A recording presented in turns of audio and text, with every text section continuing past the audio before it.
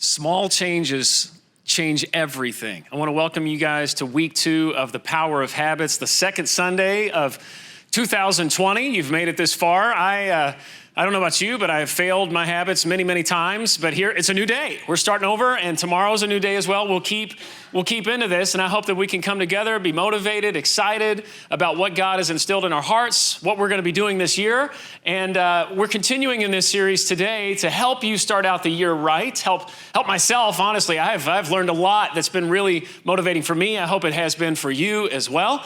This series called The Power of Habits. We're talking about starting good ones. We want to start good habits. We want to break bad habits. We want to change our lives. Habits with what we think, what we say, and what we do.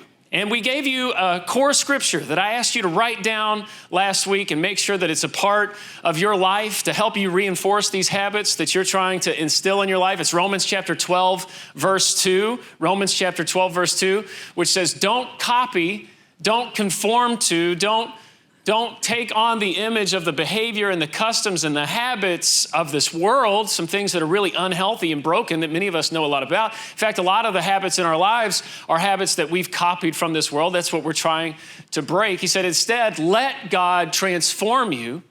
This is something that you receive, by the way, which I want you to realize that. So one of the things we're doing is we're trying to be motivated. We're trying to break habits, but I think the scripture is very clearly saying, let that change occur, submit to the will of God, let his power move upon you. He's the transformative force. Let God transform you into a new person by changing the way you think. If you haven't written that down, if you haven't made that the lock screen image on your phone or something, I just want to encourage you to do that, just because I think we all need as much of a reminder as possible, because we get into automatic habits that if you don't radically change your patterns and your environment, those automatic habits will continue to occur. So maybe just throwing this scripture somewhere, you see it, maybe even say it out loud, and it kind of jolts you out of the automatic habit that you've built into your brain that you don't even have to think about anymore. It's just become a neurological pathway that's just rapid, and it's almost subconscious. You just do it. By having a scripture like this somewhere that you see it, say it out loud, might jolt you out of the bad habit and help you to consciously think about what you actually want to do.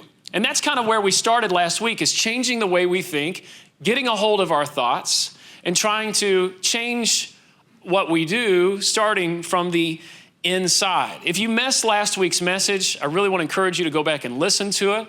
And I don't know if you knew this, we have a Compass app.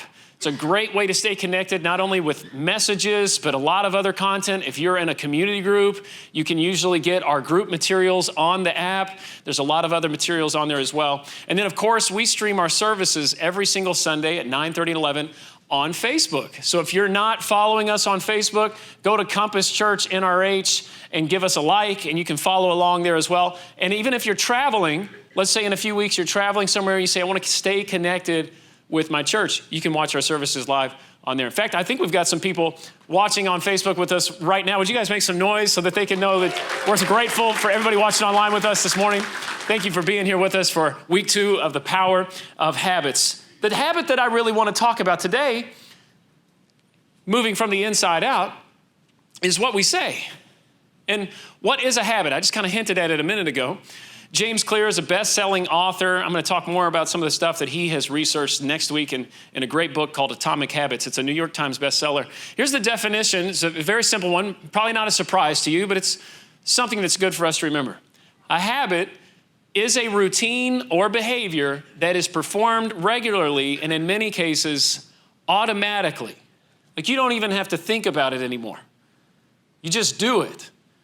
And many times we have good habits that we've instilled, and you automatically do those things. You don't have to think about it. You just turn to a good solution to some need that you had. And like when you're stressed out, a good way to deal with that is to take some deep breaths or to go for a run. You say, I just need to go for a run and kind of release some of the stress. That's good. Or some good habits might be to respond to words that are said to you, and you say, you know what, I'm going to respond with kindness, or I'm going to encourage, or I'm going to say words that empower, or words that make other people better. Those are good habits to be into. I think we all have good habits in our lives. We also have bad habits, automatic things that we do that are not healthful, that are not healthy. Bad habits, because we have something in our lives that cues a craving, and we feel the need to satisfy that craving in the way that we respond to that to try to get that reward. That's basically what we're doing in a course of habits. And so we have some bad things that we turn to. Some people, when they're really stressed, they reach for the cigarette, and it's unhealthy. It's not good. Or we long for just friendship with people, and instead of real person-to-person interaction, a lot of people turn to like Facebook or social media. There's nothing wrong with that, but if that's where you're turning to find meaningful friendship, you're probably going to end up feeling lonely. It actually doesn't solve the problem for you. Or maybe when you're angry, you just find yourself in the habit, you don't even have to think about it, in the habit of just lashing out at others and saying things that are hurtful. Why? Because you have aggression that is pent up inside. It's got to get out. You need to release it. But there are sometimes bad habits that we automatically fall into to release, to meet that need in our lives. And we find ourselves in a place where we have to make small changes that we know ultimately could change everything. And so today I want to continue by talking about what we say. What you say is so important. And I don't know about you, but for me, there are a lot of things that automatically come out of my mouth and that I say that I'm not happy that I said, that I'm not happy with how I responded. Sometimes it's not the words, sometimes it's the tone. You know, the tone. Why do you have to say it that way? What was going on behind that? You can tell something's going on by the way that you said what you said. I love people just kind of looking at the person next to them, the tone. Could deal with the tone a little bit. I think it reveals not just what we say or the way we say it. Doesn't it reveal something deeper down inside? It reveals what's in the heart. It was Jesus who said, out of the overflow of the heart, the mouth speaks. Reveals what's going on inside. So you can tell a lot about a person by their words and what they say. You can tell where they're from. You can tell their family. You might have seen these sort of maps before, but Reader's Digest has all these regional maps about things that people say. Y'all. How many of you grew up in an area that did not say y'all, and then you moved down here? Quite a few of you. Was it a transition for you to, what is this, all this y'all business to come down here?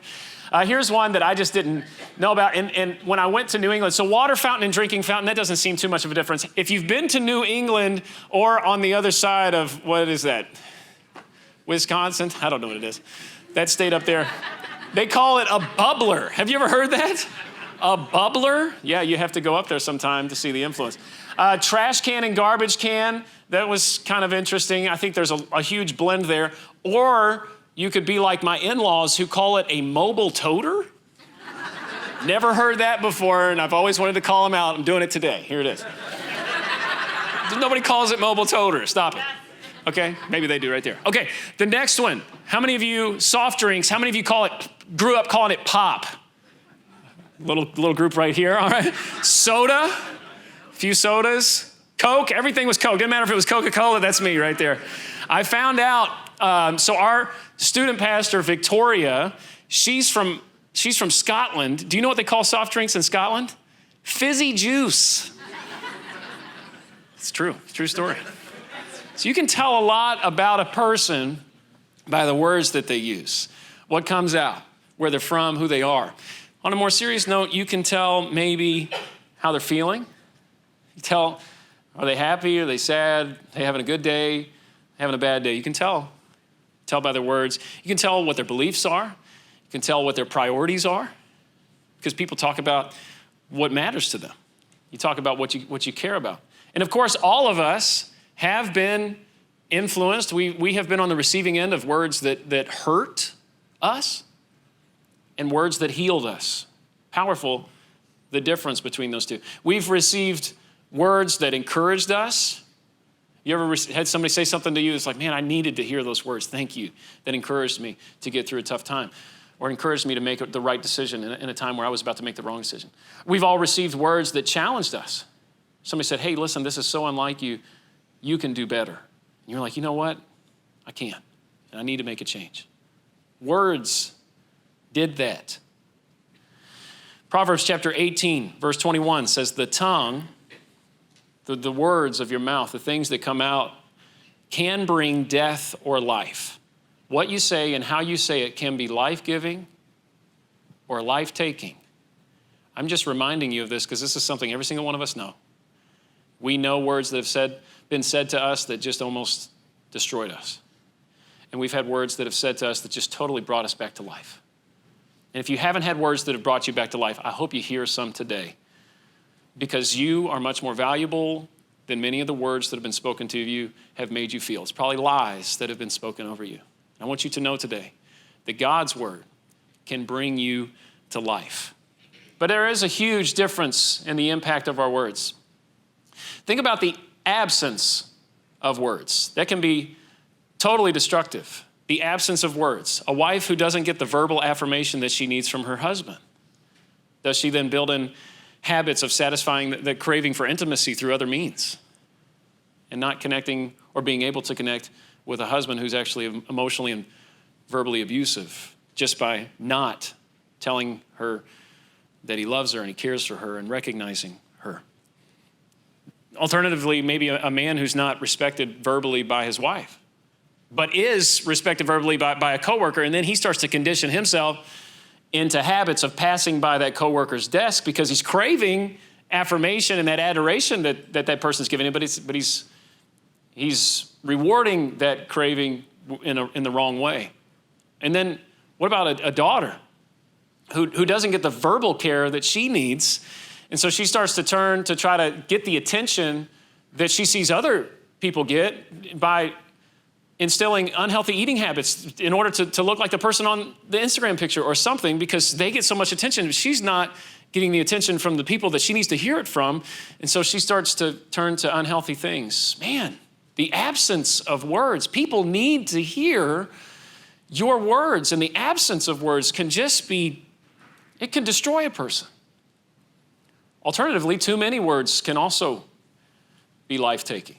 A son who is just constantly berated by their father. They never do anything right, and their dad never listens to them, just constantly picking on them, and everything you do wrong, and again and again and again, starts to build up habits of a calloused heart and rebellion and aggression within them. Habits of rebellion. They need to be heard. They need to be listened to.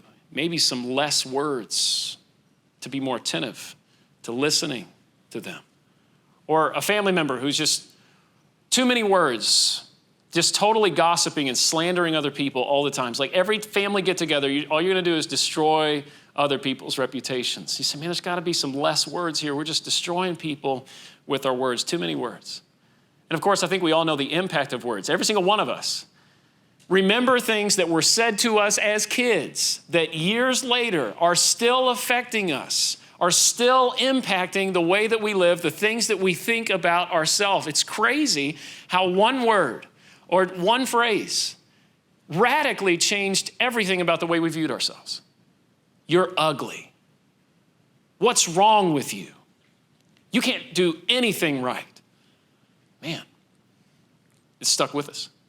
Alternatively, when somebody said something really powerful like, hey, you're such a great leader, you start to think, man, I think I am. Or you're such a good friend, you're so thoughtful and kind. You say, you know what, I am. And that changed. It's crazy how a couple words or a phrase changed, made such a huge change in the direction of your life. Maybe the career that you chose because somebody said something to you and you say, you know, I could see myself doing that. And you chose a career path or the way that you grew a family or the way that you started treating people because of something that was said to you. Maybe something horrible was said to you. You said, I never want to treat anybody that way. It changed you. Maybe something powerfully good was said to you. You said, I want to wear that. I want to take that on. I am those words. Something that a coach or a parent or a teacher said to you that destroyed you, or something that they said that built you up and made you great. I think it's true. The tongue can bring life or death.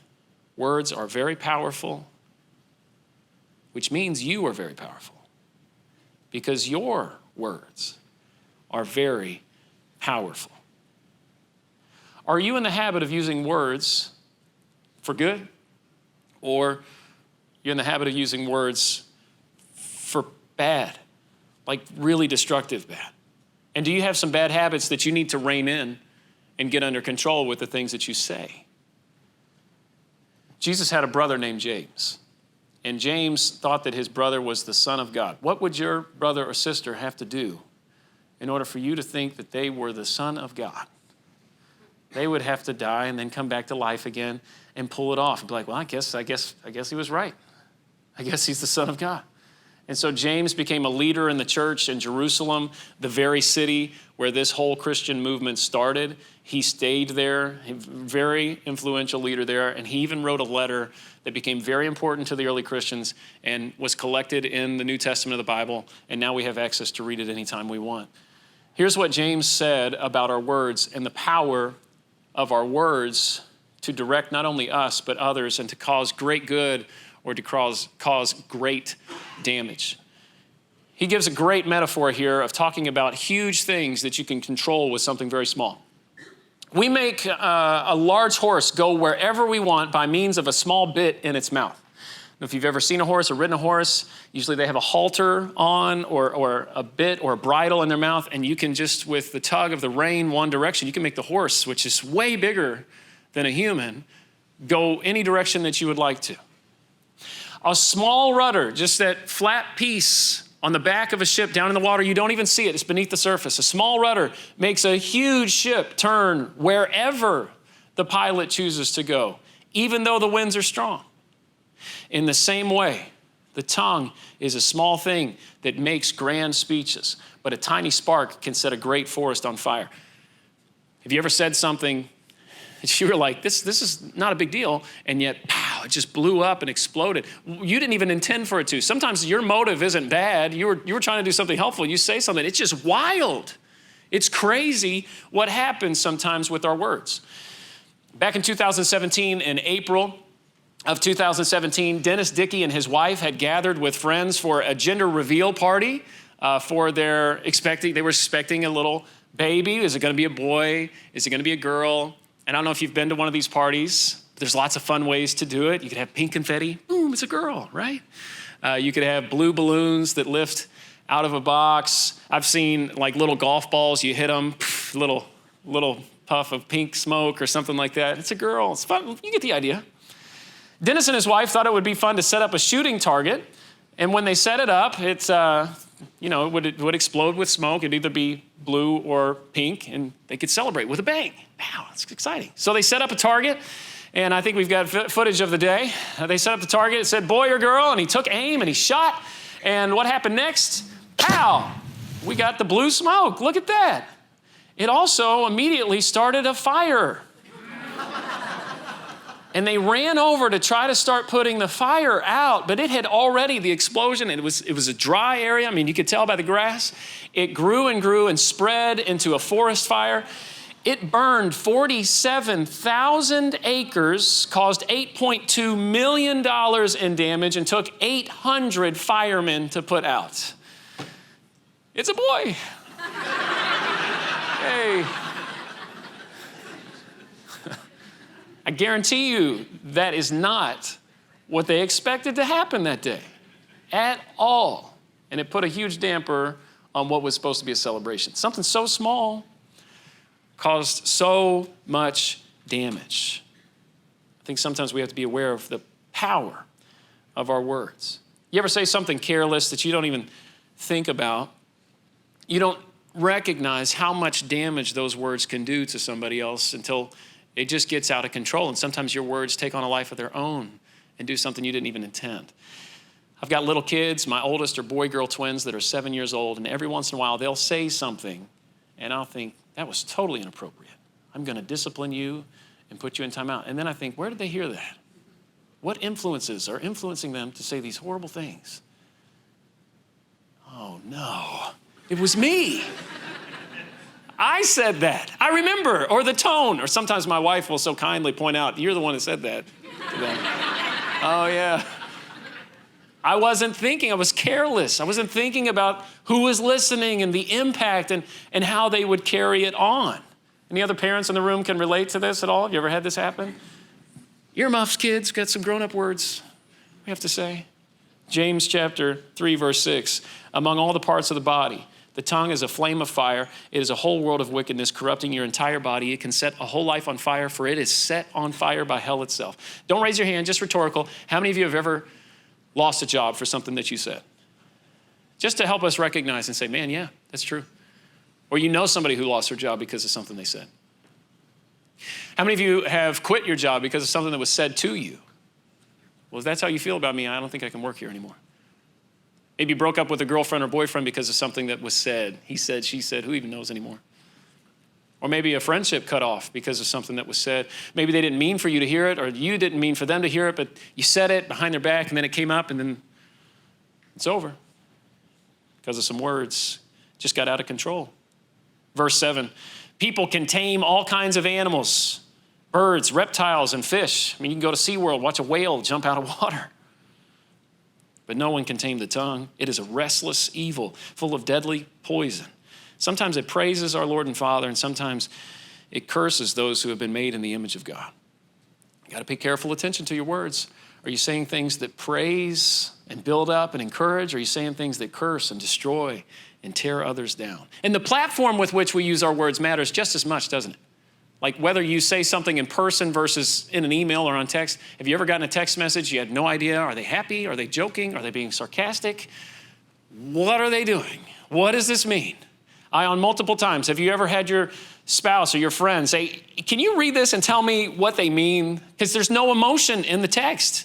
There's no feeling. You can't see their facial expression. Were they smiling when they typed this, or were they mad? I can't tell. So in general, if you're going to say something that could be potentially explosive, don't text it. Don't email it. Don't even leave it as a voicemail, because they're going to hold it and use it against you. Say it in person, and be careful. Be attentive to your words, because even when you're really, really careful, it can still take on a life of its own. Be careful with your words, what you say to your boss, to your employees. Be attentive. What you say to your neighbor, or what you say about your neighbor behind their back, you better be careful. It's going to do some damage that you didn't even intend. What you say to your teacher, to your coach. What you say to the waiter at the restaurant, or to the person running the window at the drive-thru. Be kind. What you say to your students. They are listening. And you don't know what phrase that you'll say that will stick with them for the rest of their life. You remember when Mr. So-and-so said that? What you say to your athletes on your team. What you say to the person who just put you on hold and you're frustrated, and you're rightfully so, or you're about to talk to the manager. I get it. Some things need to be corrected. Be attentive. And then more personally, the things that you say to your husband or your wife, that I think this is the place where I find I get so comfortable with a person that I'm not thinking about, I'm not paying attention to what my words, the damage they might do. You get to that place, you pay attention to the words that you say to your son or to your daughter, to your friend, your best friend. You pay attention. Don't be so comfortable that you're just careless with your words and how it can hurt somebody. And they might feel like, you know what, I can't even tell you about it because I'm afraid it's going to ruin our relationship. And so they just bury it.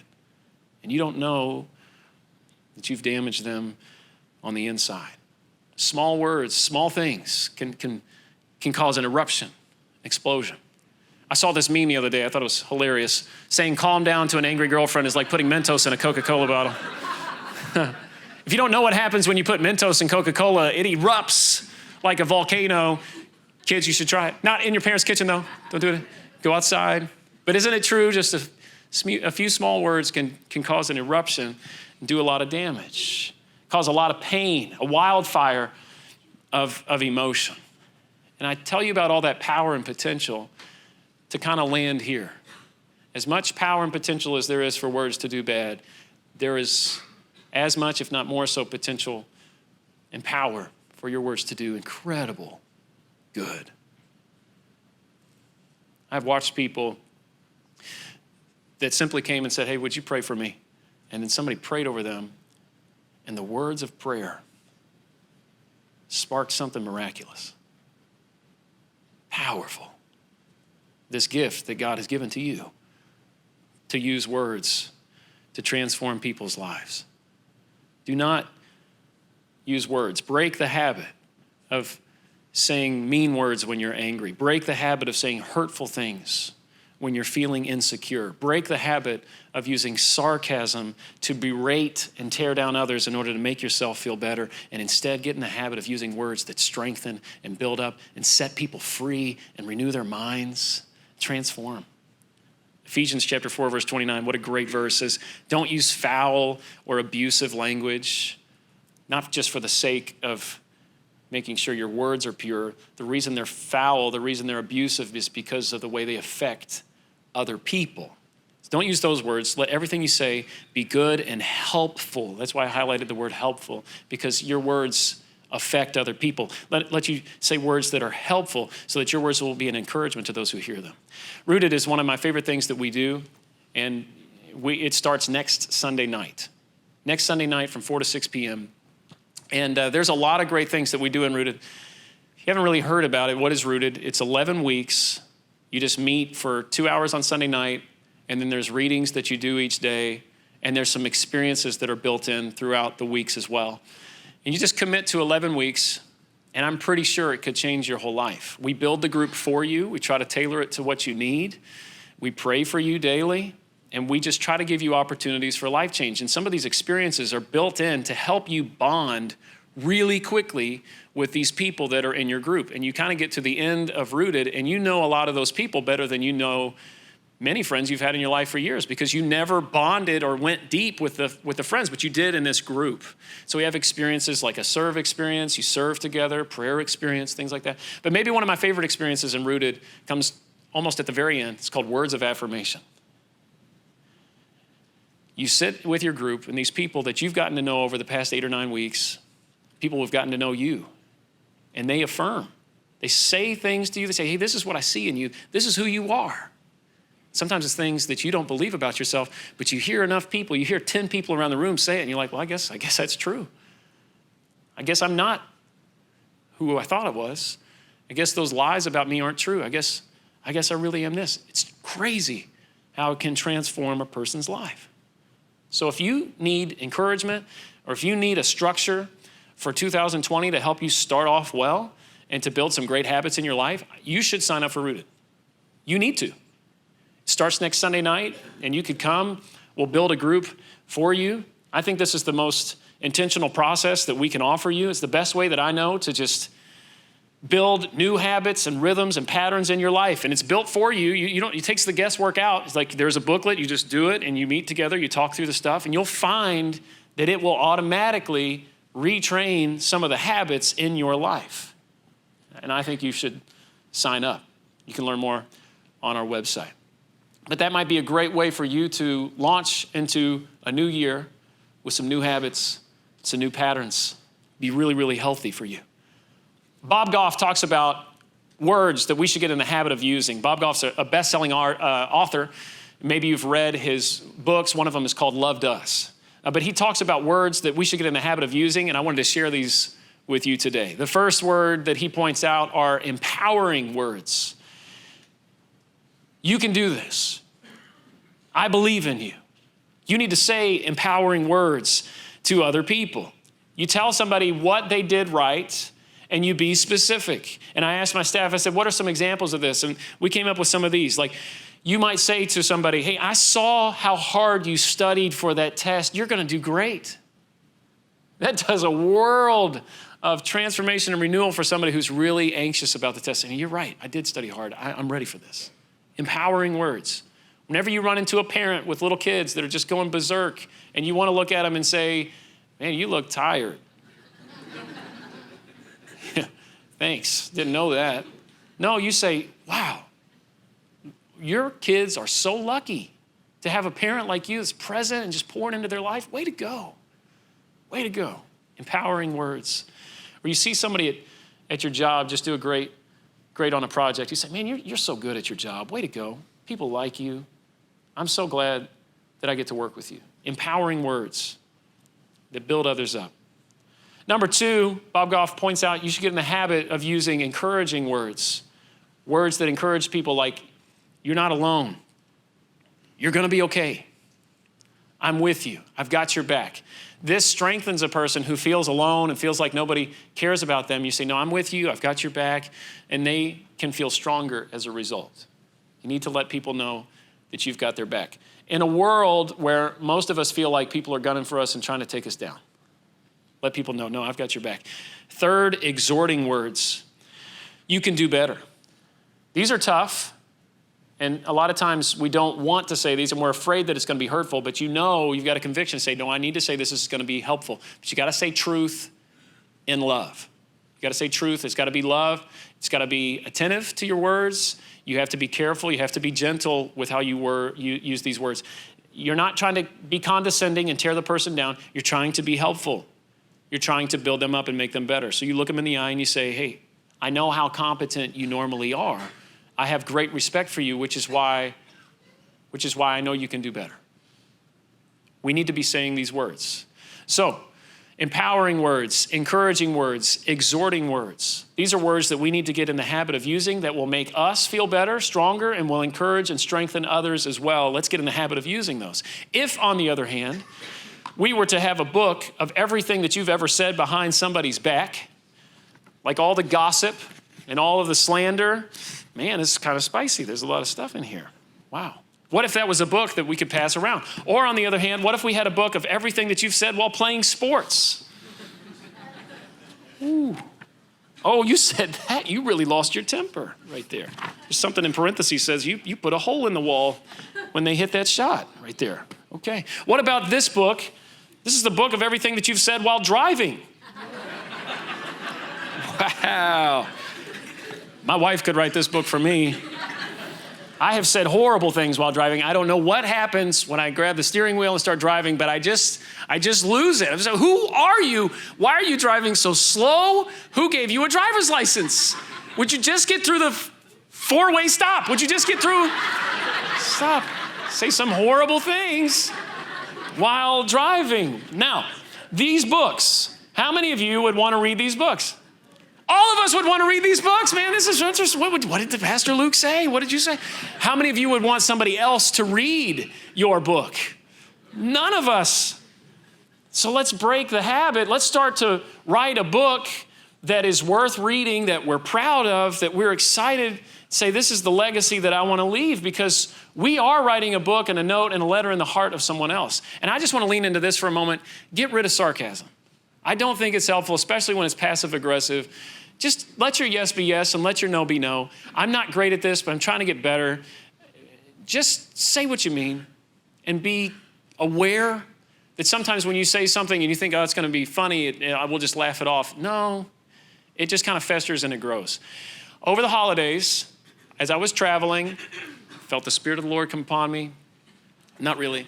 I just knew that I was going to be angry with my family because I've been in the car all day and I was frustrated. And as I was getting out of the car, we'd just driven like 17 hours with kids in the back and way too much stuff in our car. And I just said, you know what? I'm not going to be sarcastic for 2 days.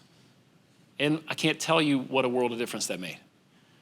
It made a difference in my heart and the way that it set my attitude and the tone for the whole trip. Because there were things that people were saying, that people I'm really close to and I'm comfortable with, and the guard drops and you just want to say stuff. And I was like, you know what? I'm going to be careful. I'm going to be attentive. And there were moments that I wanted to say something sarcastic or something that berated others. And instead I said, you know what? I'm not going to do it. And I can't tell you what a difference it made. And I noticed something. Sarcastic words don't just tear others down. They also spread your own frustrations, and it multiplies. It grows within you. You get more frustrated. You just keep lashing out, and it festers. So I think that's a habit that you could try this week.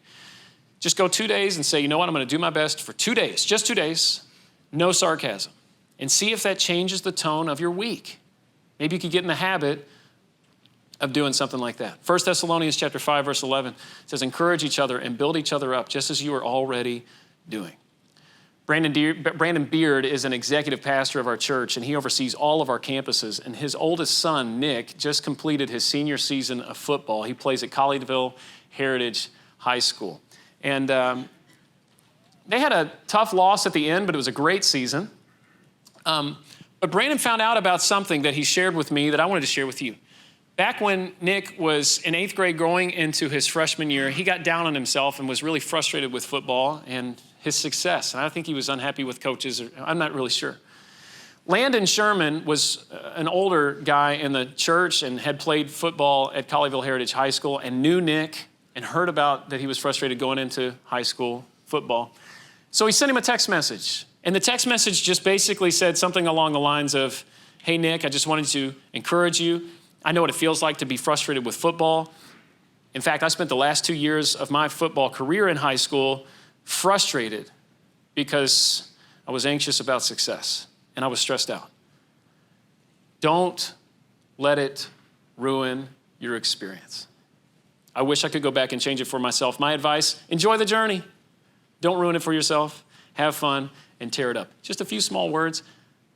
I doubt that Landon really appreciated the impact that his words were going to have on Nick. Fast forward 4 years, they just had a great season, tough loss at the end. The night after that final loss in the playoffs, Nick texted Landon and said, hey, Landon, I don't know if you remember this, but you sent me a text 4 years ago, and I just really appreciated it. I've always looked up to you. And what you said in that text, I don't know if you remember it, it basically said, have fun, don't worry, tear it up. And I just want you to know, I've read that text before every single football game this year. Thank you. Really appreciate it. A few small words, I think, made a huge impact in how Nick experienced football and enjoyed it this year. And if you ever saw Nick play, we've got that picture of him. He was just excited. He was full of joy and just vibrant, man. He was excited to play, having success, but it wasn't about the success. It was about the journey. And I think you got to realize all of us want our kids to have success, whether it's in football or dance or an academic scholarship. But do you know that statistics are showing that our kids have the anxiety levels of the average psychiatric patient from the 50s? They need to hear you say words like, enjoy the journey. I'm proud of you. I care about you. You might even need to send a text message today, and maybe God's laying it on your heart, somebody that needs to hear those words. I've got your back. You can do this. It's going to be okay. You don't know what those words could do positive for somebody. There's something to it because in those moments, you're tapping into something beneath the surface. I know the words come out, but like I said, Jesus said, out of the overflow of the heart, the mouth speaks. If you really want to get control of who you are, if you really want to tame the tongue and what you do, we got to get to the heart of the beast. And that's what we're going to talk about next week.